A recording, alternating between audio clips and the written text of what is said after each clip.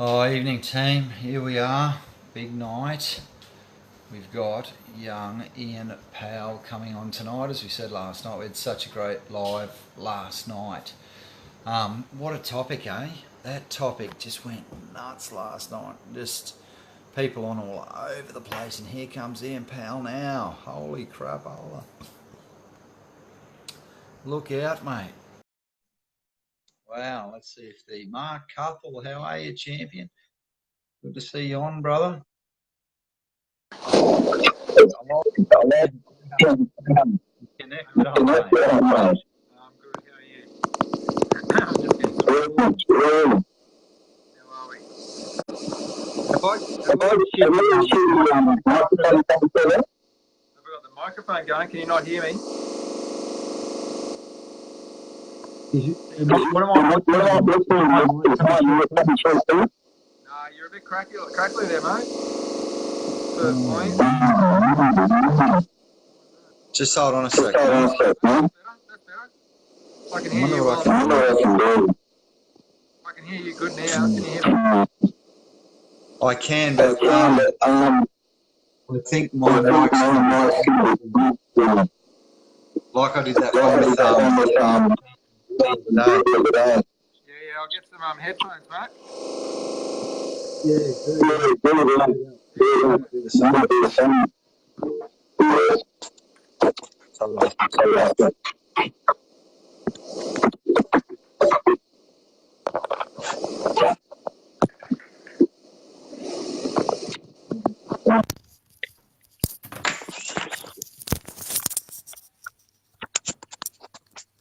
Hello, can you hear me? Well, I can hear you good now, man. Am I coming through all right now? Oh, bloody good, mate. Bloody good. You're looking well. Oh, that's great. Sorry? You're looking well. Feeling well, brother. You're feeling well. That's awesome. That's awesome. That's feeling good. Pumped up, champion. How's that? Is my mic working all right? Hey, you've got a Luke Powell on. Is this a bro? That's my eldest boy, my oldest son. Oh, that's your young fella. It is too. Now, It Luke's is. a bit of a runner, yeah, by memory. Oh, he's a bit of a soccer player at the moment, so we're trying to get him along to the. Yeah, you go. That's not the one I met that day in the car. No, that was little Jay, little Jolie, the little runner. So, yeah, little Joel. So he does all right. He does all right with the running. Good. Hey, we've got John Sorotti, Manda Palmer from One Life, Crystal Roots, Ann Webster, Jason Hartwell. Holy shit, man. Jack Smith. We got about 1,000. Patrick Laws. Pat's running for councillor this weekend. Wow. Council for Gladstone. That's awesome. I'm down in Ipswich, so it's great to have the people on already. So we will reach the 1,000 tonight, Anton. That's the plan, eh? Oh. And 4 other countries, mate, at least. Oh, at least. Northern Territory, Tasmania. Overseas champion. All right, Bribey. Yes. Hey, so you and I, so when was I down there? I was down there on about Monday, was it, or Tuesday? I can't remember the day now. They all sort of live from Insight Men's Circle. So John's and Pat Law's giving us the thumbs up. John's a life coach, and he does men's challenges, Ian. Yeah, right, okay. So he works with men basically, particularly, and kids and all sorts of people. So, but anyway, he's doing some coaching tonight. Now, mate, I was down there during the week, and my life is now complete. I've decided because I got to present at Allan Border Field and watch the South Africans warm up while I was presenting. Now, that's got to be cool shit, that. When I was there, you saw that post and you said, man, I'm just around the corner. And I said, well, I've got to go to the airport. You said, well, righto, next time. And you and I catch up for a late night run sometimes when I'm down there, as I said to the crowd last night. Yeah, we do. Now, so I rang you and I said, man, sorry, it won't be this time. Next time I'm down, we'll catch up. And you and I called it last night on my live like a profound conversation because I've been thinking about it ever since, man. And I told you at the time that it was profound. I said, bugging me dead, man. There's a live in this. Remember that? Yeah, you did. You did say that. And here we are now. We're on live all of a sudden. I didn't think it was going to be this quick. You said it might be later in the year, and later in the year doesn't compute for me. I'm sort of compulsive. So to me, later in the year means tomorrow. Well, that is later in the year. That's right. Now, tell me this, man. So, like I asked you that weird question of, are you happy? And you said, I'll tell you what I am because I'm doing shit that I used to do when I was a kid. Can you talk us through that, man? Like, again, that topic went nuts last night. Can you talk us through what was going on there for you? Well, it was pretty recent, actually, to tell you the truth. I've turned 42 this year, Yes. and like all of us, we go through some changes in our life and a few challenges. But you know what? Having some boys, with having sons, um, it does open your eyes up to a few of the things that you forget about. Like, for For example, example? juggling a soccer ball, for example. I used to love just kicking a soccer ball, rolling around underneath my feet, feeling the ball, and belting it against a block wall. There's nothing more gratifying than hearing that ball smack against a concrete wall. No matter how bad your day is, you always have a smile on your face when you do that. So I thought, okay, Yeah. well that's pretty cool, and I've been doing that for a little bit. And then I thought, well, how about um, maybe I'll go for a run and do a bit more running. And because Joel's a bit of a runner, so now I've had to pull my weight a little bit and try and catch up to the little bugger. But It's quick. I always enjoyed going up in the trails, and one of the things I enjoyed about the trails is no matter how hard it is, there's always a good reward when you get to the top of a hill, and it might only be for a K or so. And I thought, well, you know what, this is pretty cool as well. And you don't think about too much when you run. You just think about, hey, I've got to get up this hill, and then I've got to get to that tree, and then I've got to get to the next point, and then suddenly you're down the hill, and you've run 10, 15, 20, 52 for, yeah, Ks, and you've gone, gee, that was an achievement. Loved it, loved it. And but you just forget about those things because you put other things in your life, and you think about those things being the most important thing at that time, and that gets away with you. It gets away from you a little bit. So yeah, that's what I found. I found just trying to take those opportunities to do the things that you did as a kid because you see other kids doing it, and you're always happy when you're a kid.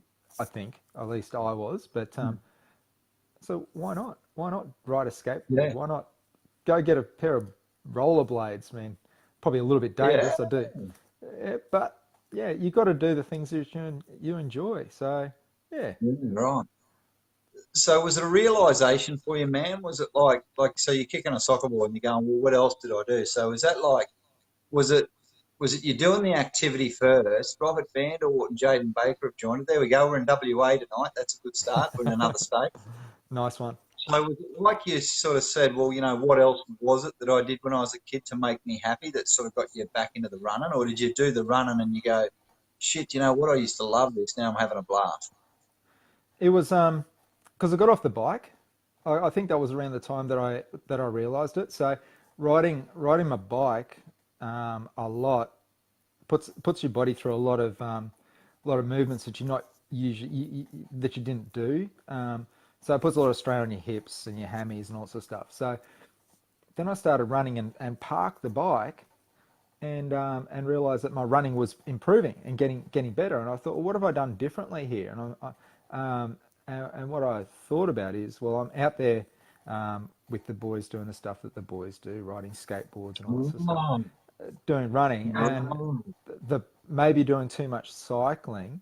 Um, just know at the same time I was coaching the under 18 soccer team, so I was seeing these boys doing their stuff as well and getting beaten a little bit and having some wins on the field and stuff. But um, to the point, it was probably halfway through the season, halfway through the soccer season, that I sort of thought, you know what, this running thing's working for me. I'm not riding as much, so maybe I'll just do a little bit more running. And you saw me at Gold Coast Marathon, and I had a blast oh. down there. And then You're a strong man. What'd you do? 324 or something? something like that, yeah, 325. I was aiming for 330, so I was happy with that. And while I was training for that, a friend of mine said, "Well, you're training for that. Why don't you do Kokoda as well?" It's only 96 kilometers. How hard could that be? That's right. And suddenly did that as well. So Did you do that on your own? Did you? no With the group of team? Yeah, team of four. Four. Team of four. So last one across the line was me and the team, but it was a team effort and we did well. But Mm. you know, I did what I felt was right, that worked with me, Yeah. because for years I was chasing the bike and doing Yeah. triathlon and doing all those sorts of things, and it wasn't quite working. Right. So I guess, Hey, uh, talking about not quite working, Amanda Palmer says she's loves climbing on the play equipment in the park with the kids, and there are mums way younger than her that aren't game. well, when was the last time you swung on monkey bars? Oh, I know, mate. I wouldn't be able to hold myself up now. Yeah, monkey bars, or climbed one of those spider nets. I mean, that's super fun just to Oh, climb one of those.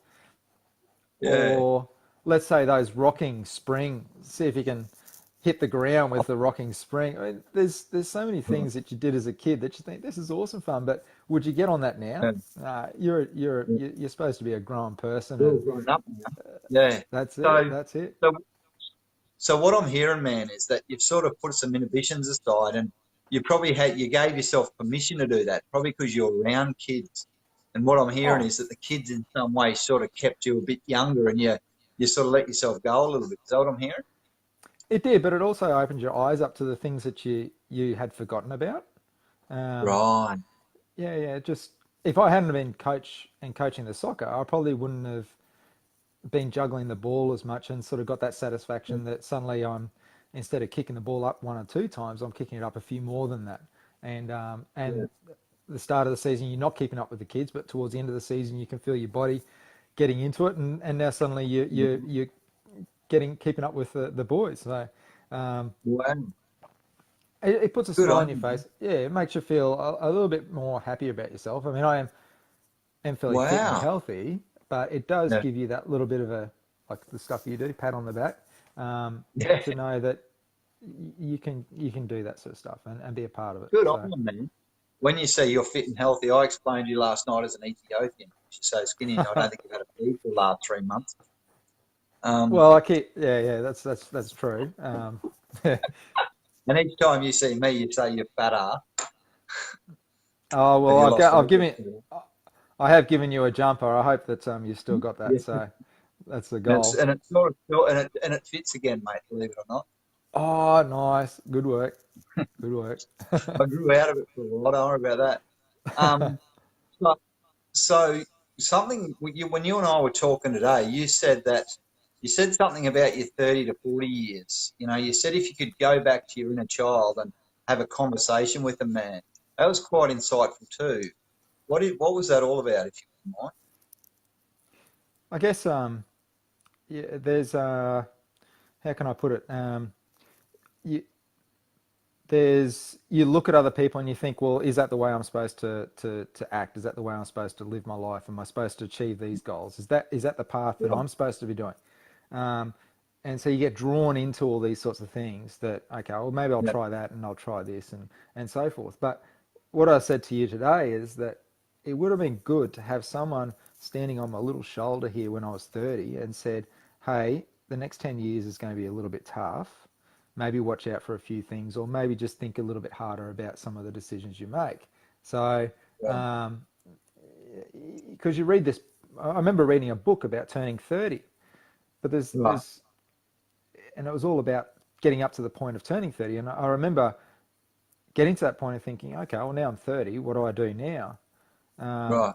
so it would have been good to have that mentor at that point to give Right. you that bit of guidance to say, hey, look, this is where you're at in your life. This is what the next 10 Yeah. years could look like. Here's some things to look out for. Right. And the way that you sort of said that, it was like you would like to go back and mentor yourself. Like you'd like to be your own personal coach and go back and sort of help yourself through that journey. Now, knowing what you know now, if you knew that then, you could sort of say, well, you know what, it's going to be a bit tough, and you could, you know, I suppose, Mm. guide yourself to a degree. Certainly, because not that I regret anything, because all the decisions I've made in life were the best decision at the time that I was making that decision. So there's no regrets on anything. The fact is that there's choices that I made in my own head that I probably should have thought a little bit more about, because Right. I may have been thinking that that's what I'm expected to do, so let's do that. Mm. Right. Yeah. Okay. Any Yeah. specifics, mate? Are you talking career or are you talking personal life? Like, just for people out there, just to help understand where you're coming from. I think career is a big one. Certainly have been in a few jobs that if I went back, I'd do them differently or have a different Right. approach to it. Right. My own nature is I hold a high expectation of me, so then I hold a high expectation of everyone around me as well, which is quite damaging. So Right. I guess that's why I run so much, because it's my thing that I can't expect anything from anyone else if I'm doing my own way. Yeah. Yeah. So so things like that, and people have that perfectionist trait. So maybe putting too much effort into something when Yeah. if it had been 95% right or 90% right, it would have been done quicker and probably would have had a better outcome than trying to get everything to be spot on Right. to the point that I'm completely happy with it, because if I'm happy with it, then everyone else should be, which is not the right way to think. Yeah. Yeah. So that's probably the thing to think for me to think about, is that I probably wouldn't have put that expectation on myself as much when I was Okay. 30, to go, hey, just chill out, just think about Right. what you're doing, yeah, and Yeah. It's and you don't have to be a perfectionist. you don't have to be a perfectionist. You need to put effort in, and you need to make Mm. sure the things you do are correct and right and meet the goals that you set yourself. Yeah. But maybe they don't need to be as perfect as what you think they need to be to get Yeah. it to progress to Good the call, next. man. Yeah. Mate, So. we've got RJ. So Robert Johnson was my open batting partner when we were playing A grade at like 17 years of age. So Awesome. he gets my old love of cricket. Sharon Bell's on. Sharon and I had a fantastic time last night. And Faith Hutchinson. So, and I'm hearing you about those 30 to 40 years, man. Like, they're weird years, eh? And I suppose it was only after you mentioned it today that I've actually been reflecting on it, because I probably cruised through those years. At about age 30. Hello, Sharon Bell. I came home to my missus and told her one day that I was going to go and change the world and become a great public speaker. She said, "You're freaking nuts, And she said that. She actually said, "Have you bumped your head?" Hamish Bowden. Hey, we have now got a bloke who's in the current firefighters calendar on watching you tonight. Oh, nice. That is spot on. Big unit. Which month For all was the he? girls out there, I think Hamish is taken, but for all the girls out there, check out the firefighters calendar. So I sort of cruised through those years in a bit of a frenzy, because I went self-employed, probably early 30s, and then all of a sudden I turned 40 and I blinked and I'd missed it. And all my stuff showed up after 40. So I turned 40. I had a minor heart attack. I had that atrial fibrillation, and I couldn't see shit, so I had to go and get glasses. And then I started getting injured with my triathlon, and struggled with injury ever since. And, so I think for me, the 40 was the big turning point. And I never really had any sort of fear about it. And then, of course, we had some business challenges, and then we had some property portfolio challenges. And so we sort of had to pretty much start again, which most people don't know. But and so for me, I think you're right. I think for me, if I was going to go back and talk to my inner self, I'd go back to my 40-year-old and say, champ, you've got this, and you're going to come out the other side. And I think what I've never really linked up is that childhood stuff, because I sort of liken my 40s, and someone mentioned it last night. I liken it a bit to like high school. When you're going through those high school years, grade 11 and 12, and you're sort of maturing a little bit, you're trying to find your way in the world. And you've got I went to a boys' boarding school, so you sort of had to literally fight your way through boarding school. And as much fun as we had, there was still plenty of bullies around, and they were a couple of tough years. And I've sort of been reflecting in the last probably 48 hours just about the similarity between what it's like finding your way. For you, it was in your 30s, and me in my 40s to high school. And I suppose not only are there good times when you're a kid, we're now going back to the stuff we like. We've probably learnt a bit from some of those things that we're applying now. I know that my resilience was pretty strong based on what I've been through in the last 5 years, even though I would say I was pretty resilient coming out of high school. But yeah, what are your thoughts on that, mate? What are your thoughts on, I guess, the link between some of the tough times you had as a kid and some of the tough times you had in, say, your 30s? Yeah, look, school was good for me. Spent a bit of time out in Texas, Queensland for a couple of years in grade 7, 8, and 9. So you certainly learn some resilience out there when you go from the city as a bank manager's son out to a town of 1,000 people out at Texas. So you certainly learn how to grow some thick skin for that. Because everybody thinks you're loaded with cash because your dad's a bank manager. And then coming back to Kenmore High in grade 10, there was a lot of friends that I had from primary school, but then you had to find yourself again. Look, I was pretty confident and I was always happy in high school. And I remember my logo was not a problem. Nothing was a problem. Everything was fine. I could do anything and nothing would faze me. So that was all good, and then got into some good jobs, some casual jobs, and then landed the Sparky apprenticeship in my early 20s. So everything was going spot on. Met my wife, and it's gone on from there. Had boys, built a house. Everything was good. Everything went well. So what happened at 30 that changed all that? You said you put a bit of pressure on yourself, but maybe for everyone out there that's listening, like someone like Hamish who's about to come up to his 30s, what sort of challenges is he sort of about to face? Well, look, I don't know if Hamish has got kids, but certainly that's a big challenge in your life, because you've then got this extra challenge in your life where you're trying to make sure everything's perfect and everyone's safe and everyone's happy and everyone's got everything they need. So you tend to put yourself on the back burner for that to occur. And I guess we're fortunate to have 3 very healthy boys. But my nature is to be as helpful and be there as much as possible. So that puts an extra strain on yourself to be an employee of a business and do the best you can at work, to come home and be the best person you can at home and juggle all those stresses. So the thing I didn't realize is that I could do it.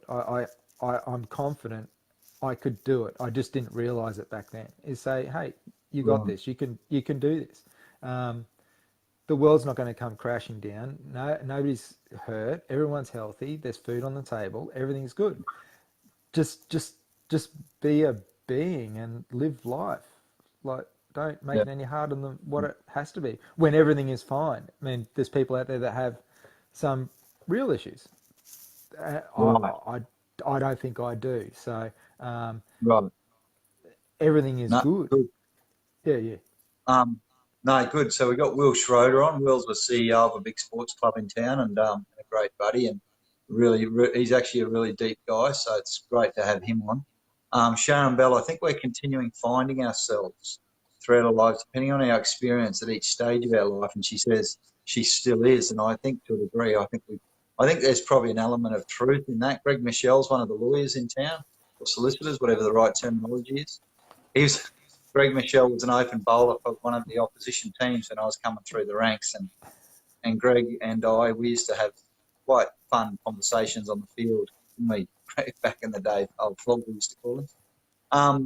Interesting perspective on life, mate. Your 30s, you start having kids. We had kids at 25, and I think we were probably a bit too young. You know, I wish I had my time again, but now I'm 45 and they're all grown up, and I'm sort of,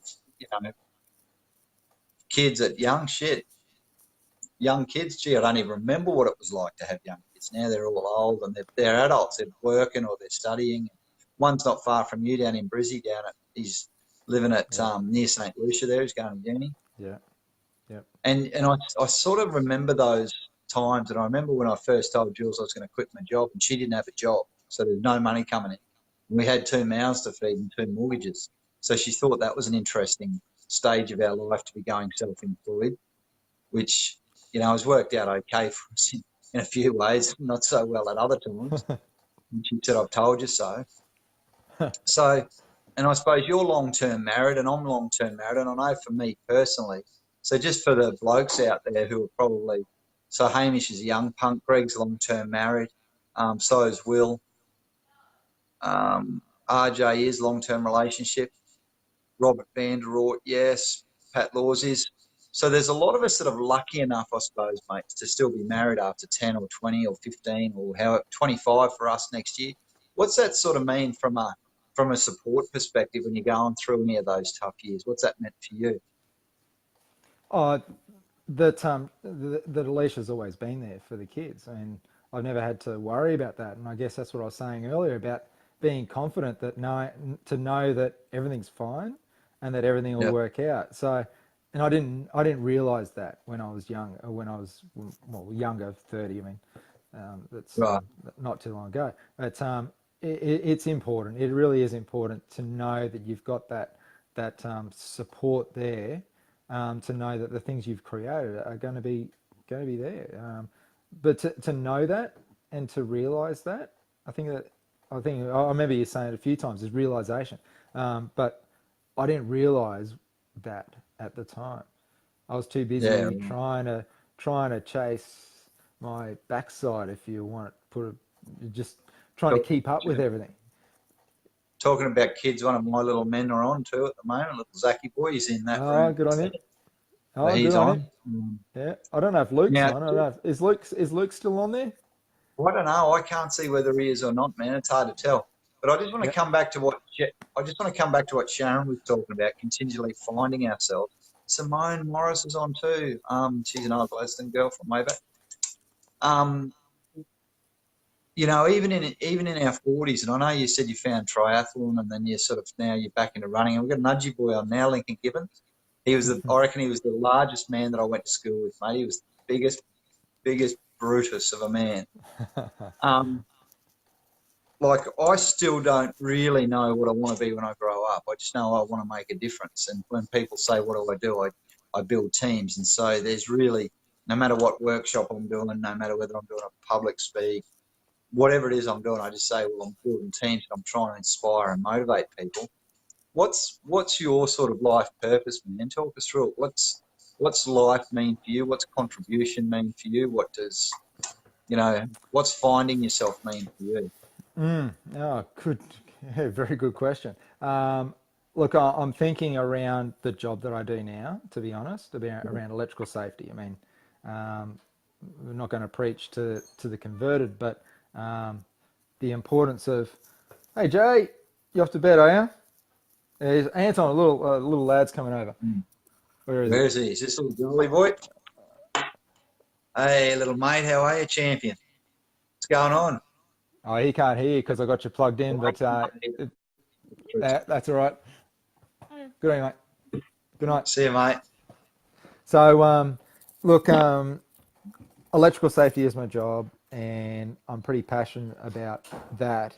And I could talk about that for hours and hours and hours, as you know. Look, what drives me is, look, I made a few notes before we started, just thinking about it.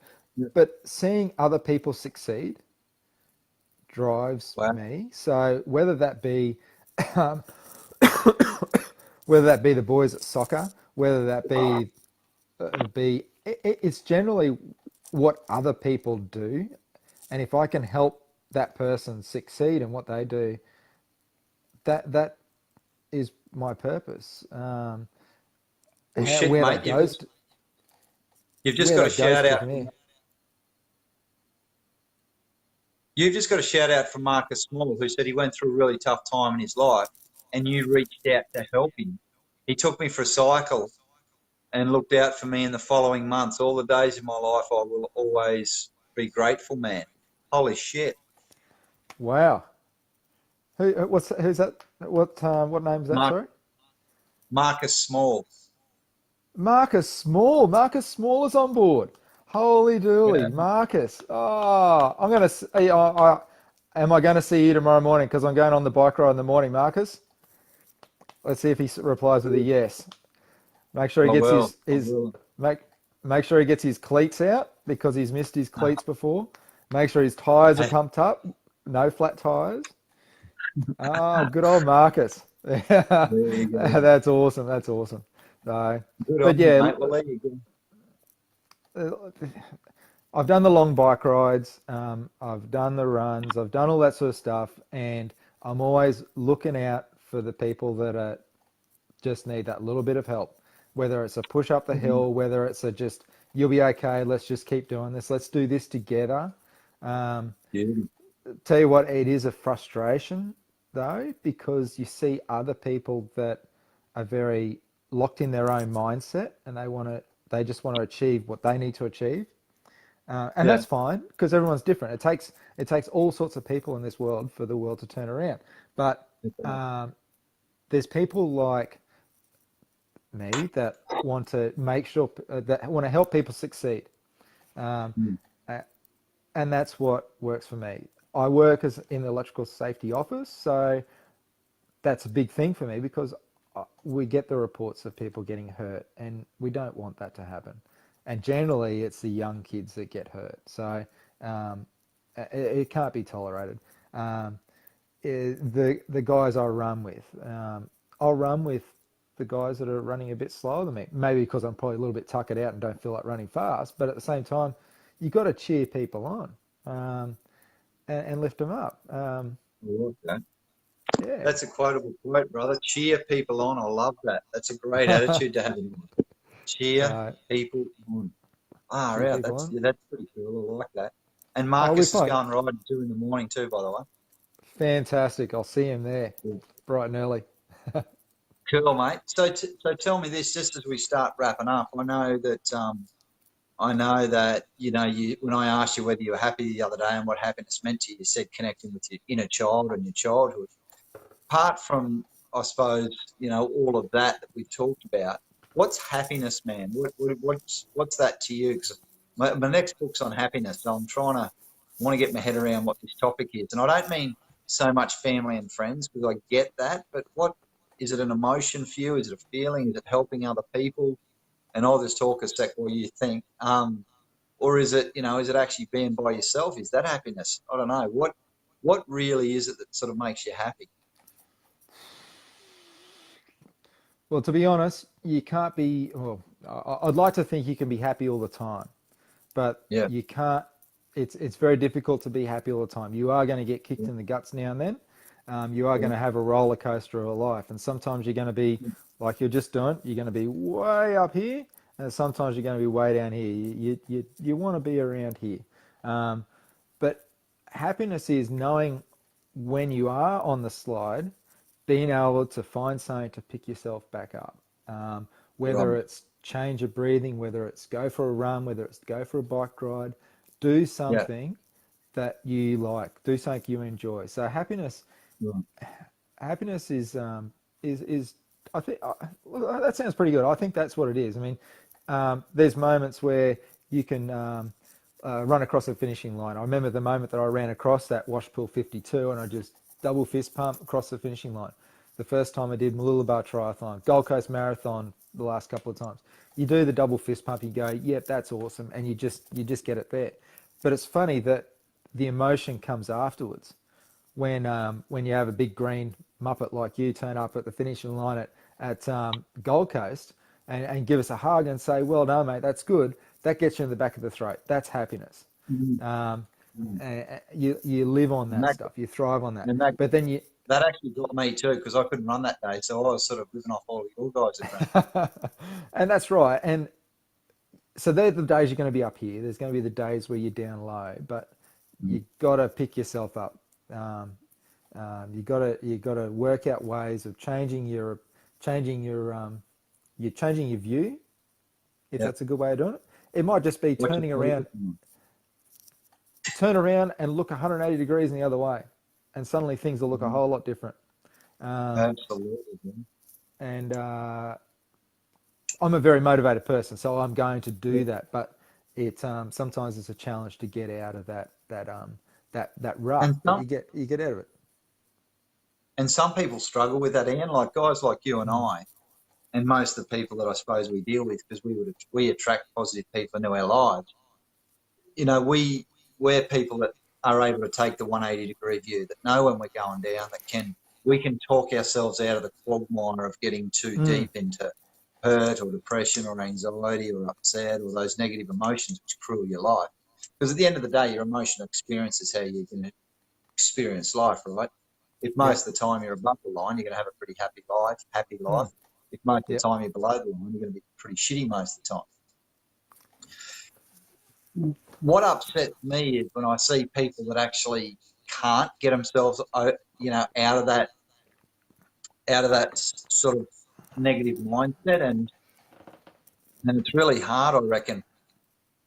I suppose for me personally, I can't speak for you, but it's hard when you look at people and you sort of go, if you just focus, like you said before, what you think about, just focus on something different. Focus on what's good in your life, man or chick, or dude or dudette. Focus on what you've got going for you. Focus on something you've got to look forward to. Like there's so many positive things that you can change your mindset around too, that will change your thought process, which then in turn change your emotional state instantaneously. And a lot of people, believe it or not, don't have that skill. They don't have that skill that people like you and I have developed to actually change on a dime and go, you know what, I'm shitty now. Like I'm pretty good at staying shitty for a little while and then just going, you know what, I've been shitty for long enough, man. Yep. I Yep. get out of that then. Just go, you know Yep. what, I've had my hour of sulking, whatever. Yep. We'll lose a contract or won't get a gig, or I did a workshop recently and it's the first time ever we got bad feedback, and it's like and you sort of got to pull yourself out of that. And Yeah. Yeah.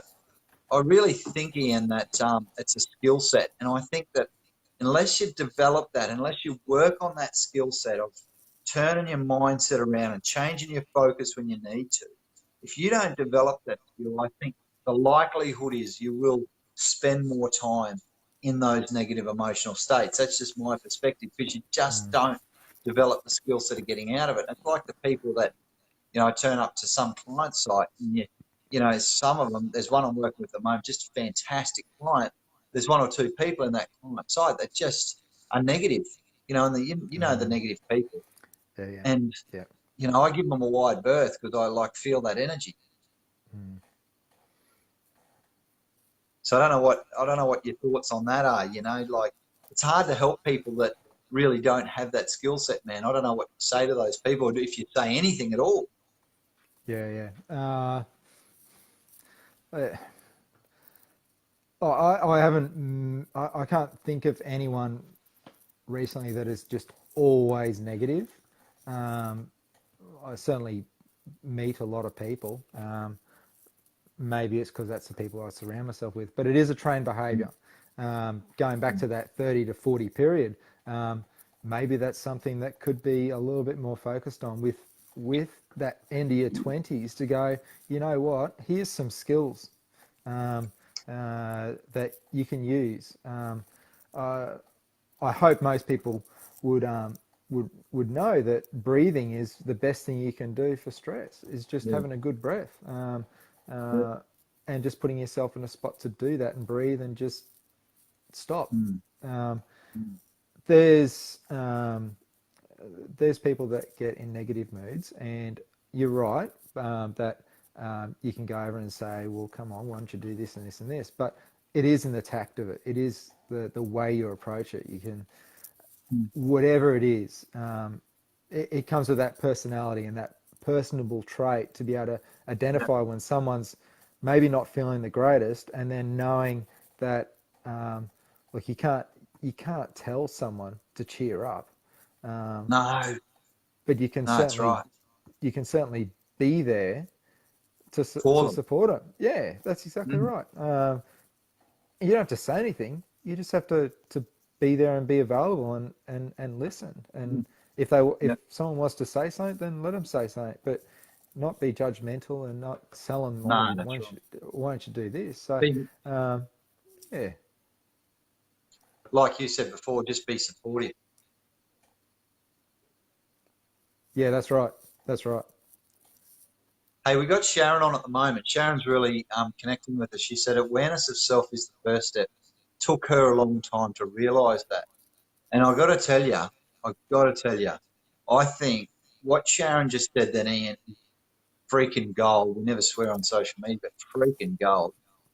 If you can actually get to the point where you understand your emotional state, where you can actually analyze your emotional state. Why am I feeling like this? What's driving this emotion? Holy shit, man! It's like this next level of I Oh, it's suppose aliveness the sixth sense, if you want. to a degree, eh? Yeah. Rachel Sampson says, I always say, what does support me? What does support me? What does support from me look like for you at the moment? Holy shit, that's a good question. If you feel like someone needs a help, what does support from me look like for you? For me, support for That's a me. good question.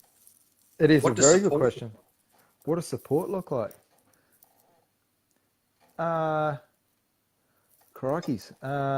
What does support look like?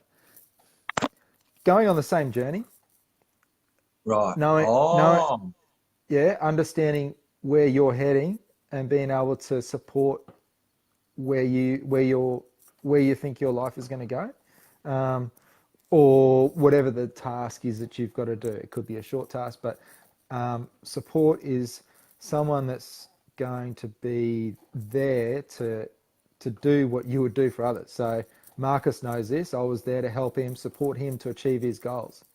So sometimes people, oh, I know I like to support other people, but then maybe I give off the persona that I don't need to be supported. I might be strong-willed and all that sort of stuff. And no, Ian's all right. Don't worry about him. He's all right. But in fact, sometimes the strongest-looking people may need that person just to go, you know what? I'll just support this guy for a little bit. You get it in the workplace. You get it in life. Little Jay's my biggest supporter, my little Jolie. So, and that's what that's what I reckon support would be to me, is going on the same path, whether you agree with that path or not. That's what you do, because that's what I do for someone else. It's yeah, walk a mile in their shoes is what I'm hearing. pretty much, yeah, pretty much. Understand, or not? You don't have to understand, but just appreciate. Yeah. Another person's perspective. They might be the most negative person in the world, but they weren't negative when they were a kid. They were probably running Yeah. around on the monkey bars and riding a skateboard. They were probably the happiest kid in the school, but something along the way may have just gone a little bit wrong. Yeah, just reminded me of something, Anton, that I've helped out at a few school camps over the years with the boys, and we're pretty fortunate that we've got some good schools. But something that I did notice, and this is getting to the kids stuff, is that you've got the great kids and the kids that excel. You've got the kids that are just the kids in school, and then you've always got the kids that are the bottom of the rat bags, or the ones that are the rat bags. But the fact is, the kids that are the rat bags, maybe you were like that, Anton, when you were in primary school. I don't know, but Yeah. they're actually not that bad a kid. But you'll find in any group of any group of people, you're going to have the ones that are going to be the supportive ones and go along. You're going to have the ones that are just going to do, and then you're going to have the ones that are going to be a little bit turbulent in every single group. But like the negative people in life, I'm sure that they weren't that bad, or they weren't that No. negative when they were kids. So Right. it sort of gets back to So that what happiness. changed, man? What changed, do you reckon? At what stage did those kids not be happy anymore and now had turned into adults that probably weren't as happy as they were as kids? What happens there? I think you just lose your way, or you forget. You forget about what you used to do, and maybe there's some knowing that or being able to identify those moments in life that may have kicked you in the guts a little bit, and being able to bounce back from it or understand, well, that's probably why that happened. So how can I learn and grow from that? If you get kicked in the guts too many times, it's a lot harder to get up. And some people can deal with it and some people can't, and some people have a chip on their shoulder for the rest of their life. But fortunately, I don't tend to come across too many of those sorts of people. Certainly, there's a lot of interesting people in the industry that I work in, but they've all got a point to make. They've all got an opinion. They've all got, this is the way it is because this is the way I think it is. And they might be quite forceful about that. And you'll go, okay, well, that's your opinion. And you might debate that, or you might support it and say, well, have you thought about this as something else? So I hope that made sense. I think there was a little bit of sense in that, but it did. Yeah, the support, the confidence in life that you've got this. You know what you have to do. The ability to bounce back from when you're feeling a little bit down in the dumps, and having the ability to identify that and move on. Knowing what your persona is. So that's something that I work on a lot. Is when I walk in, you sort of have to do the face thing before you walk into an office, just to make sure, hey, how am I being perceived? How do I feel that I'm being perceived as I'm walking into the office? Because the way I turn up to work is the way you're going to be thought of for the day. So you come in with a not a cocky attitude, but you come in with a happiness and you say, hey, how's everybody going? All that sort of stuff. Then it changes the mood of the day. If you come in with the grump sort of thing, and you're going to have days like that where the world is against you, but you can't have that every second day. It grates on other people, and it drags other people down.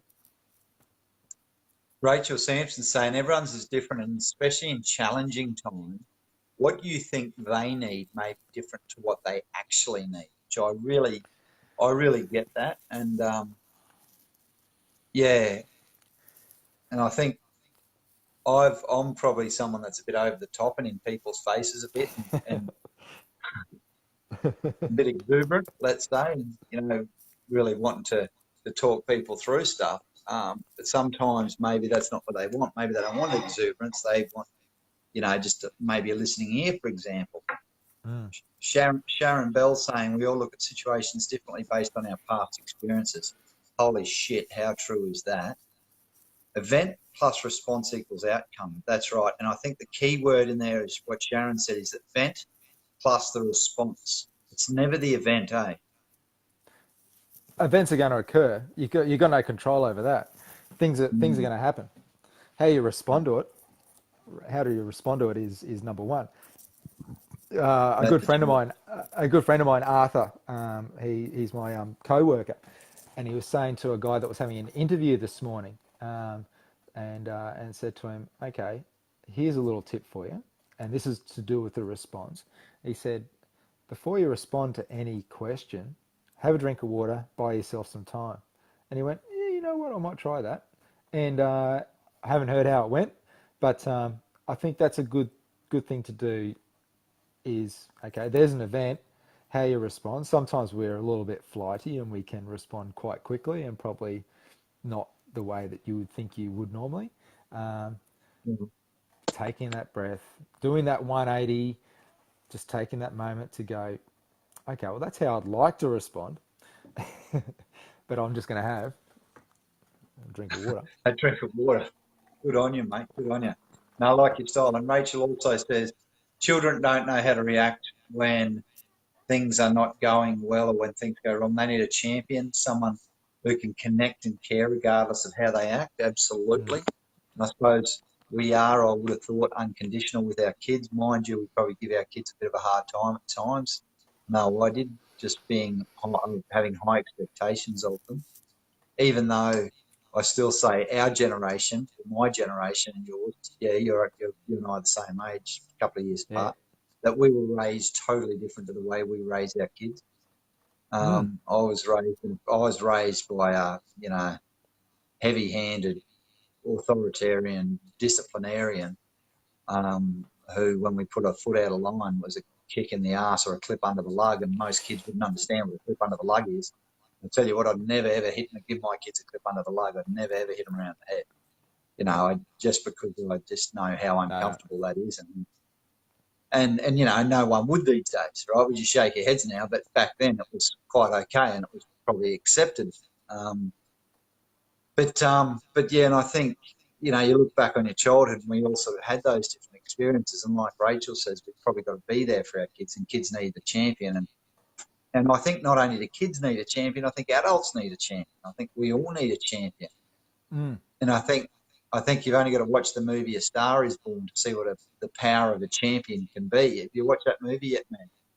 No, I haven't seen that one. I haven't seen that one yet. I'll have to make an effort to see it. Don't thank me now, brother. Don't thank me now. I wrote a LinkedIn article on it today. Didn't go real well, so most people out there don't like the movie. You're a star. You're a star anyway, Anton. Turn it up. So you, mate, back at you, champion. Back at you.